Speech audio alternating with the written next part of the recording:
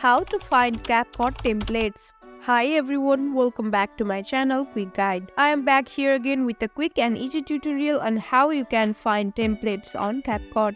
So let's get right into the video. So to find CapCut templates, there is two methods. First thing you can do is open the CapCut application. Once you are on this page, here you can see 4 different options at the bottom of the screen. So click on second option, that means templates, and here you can find bunch of templates you can use to edit your photos and videos. So this is the first method from which you can find the CapCut templates. But sometimes there may not be the templates option in the CapCut application.